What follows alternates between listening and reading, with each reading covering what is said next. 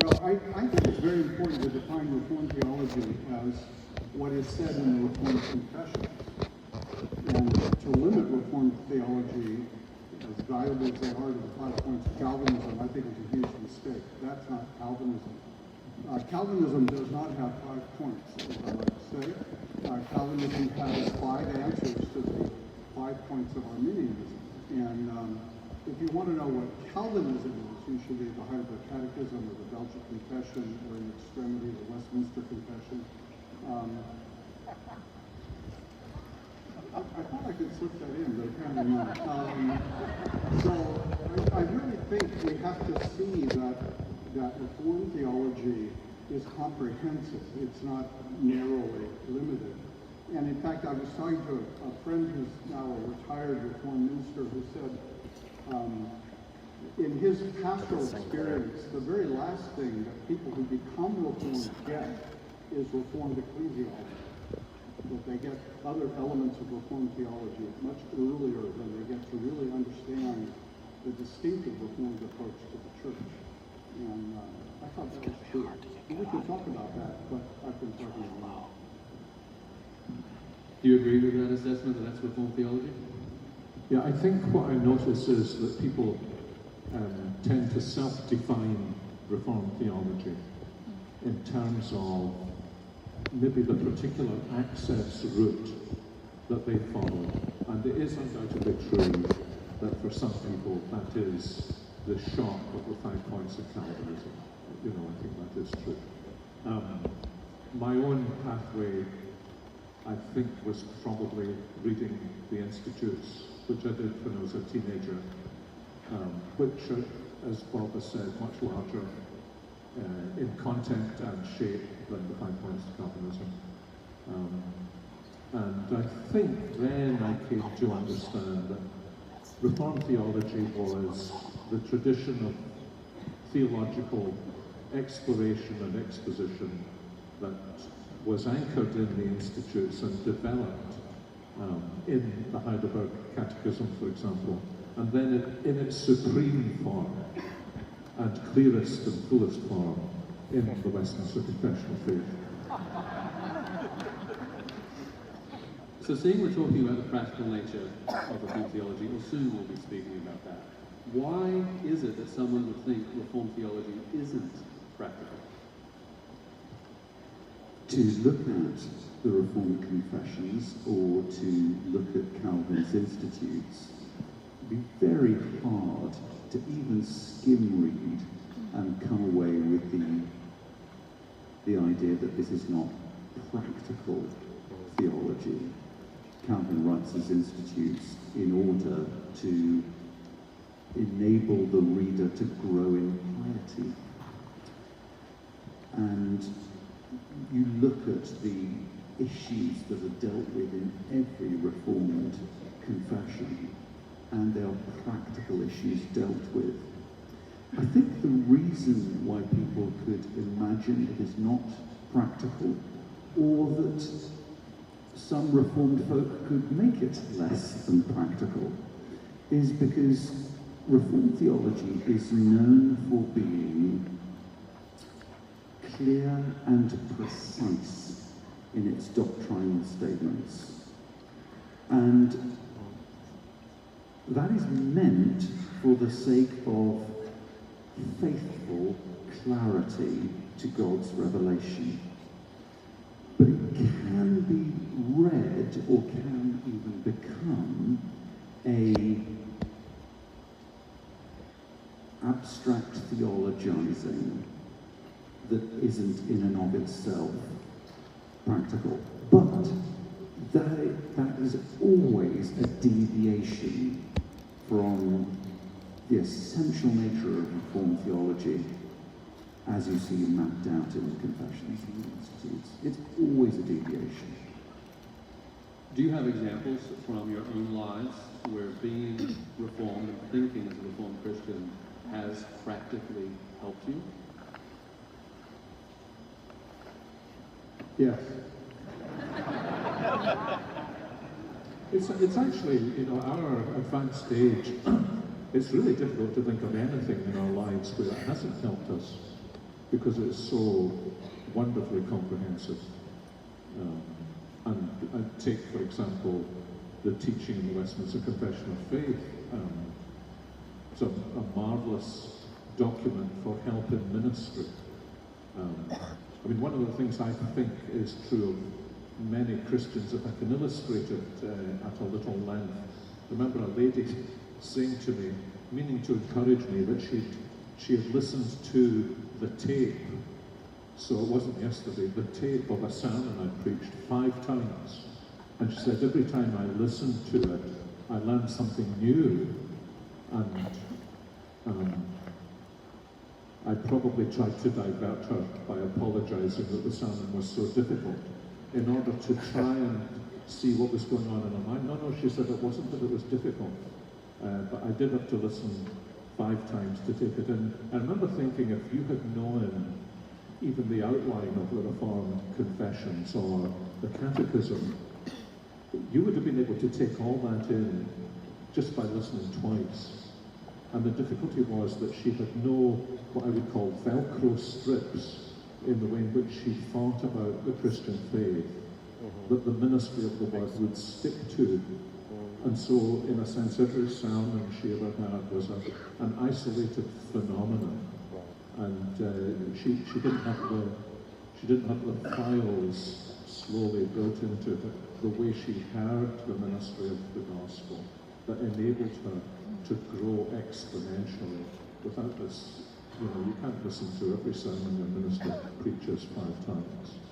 And I think when those Velcro strips begin to be built into your mind, or another way of putting it, I think, is when the Reformed faith becomes, in a sense, like the prescription for your spectacle lenses. There is absolutely nothing in life that isn't impacted by the way you think about God, and the way you think about the world, and the way you think about the gospel, the way you think about yourself, the way you think about others, the way you think about the church, and the way you think about the future. So it's all embracing and life transforming, I think. Absolutely. Everything is impacted by Reformed theology. And so we could each give our stories of struggles we've had that have been met by truths found in Reformed theology. But I think at the very heart, and this is where Calvin starts his institutes, at the very heart of the practical difference Reformed theology makes is the knowledge of God and the knowledge of self.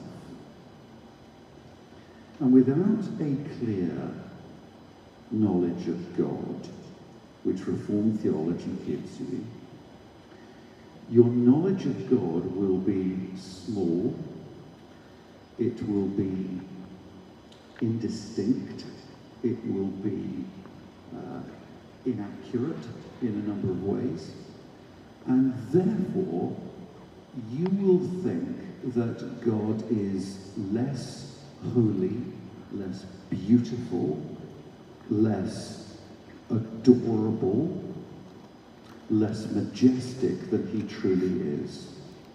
And as a result, your own sinfulness won't stink as it should when you have a right view of who God is. And so therefore your self-righteousness will be high. And because your self-righteousness is high, your assurance of salvation will be low. And your sensitivity to the views of others will be very high. So you will go through life unassured of how you stand before God, proud, self-reliant, worried about what everyone is thinking of you. But when you have a true knowledge of God, that helps you see how small and sinful you are, and therefore how, we use the old word miserable, how in need of mercy we are. And when you see that, and you see that the living God is a merciful, holy God, what you'll find is love for him will begin to eclipse love for self. That natural pride you have will be replaced by a humility in wonder at him. There are so many issues Reformed theology deals with. Right at the heart of those two things, knowledge of God and knowledge of self, and the two go right together. Can I bring up a number of topics, and perhaps you can speak to how Reformed theology addresses that? You brought up assurance before, Dr. Reeves. How does Reformed theology answer the question of someone struggling with their assurance?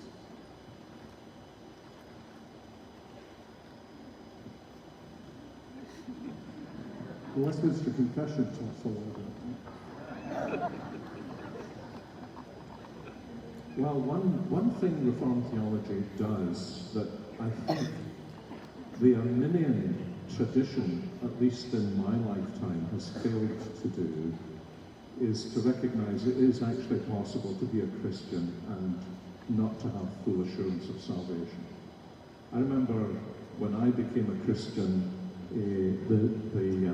the counsel that was given to the counselors was, here, 1 John says this, you agree with that, you have assurance of salvation.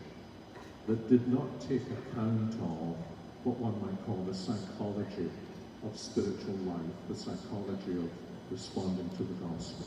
And so that's one very important area where recognizing that Reformed theology has spent a great deal of time emphasizing where the foundation of our assurance really rests. That it rests in God, in Christ, by the Spirit, and the promises of the gospel. And I think what is true of very many people is that by and large they look for assurance within themselves. And assurance is never to be grounded in ourselves. The more we look for assurance in ourselves, the less we are likely to find it there. And so part of the whole thrust of Reformed theology was the way in which it turns people. What Mike was saying here, how do you discover the truth about yourself? Not by turning into yourself, but by turning out to the knowledge of God.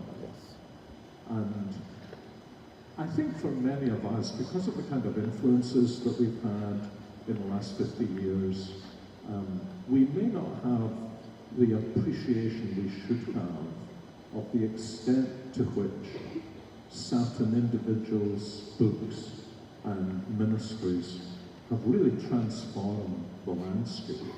So, for example, when about 40-something years ago, I was visited by the editor of what was then the largest publisher of evangelical literature in Britain, who had published Jim Packer's book, Knowing God. And he said to me, how many copies of Knowing God did you think we printed? So it sold a lot of copies, so I can't remember what I said, it was a large number. And he smiled, he said, we printed 2,000 copies, and we were not sure we could sell them, because we were not sure there were 2,000 evangelicals in Great Britain who were actually interested in knowing God.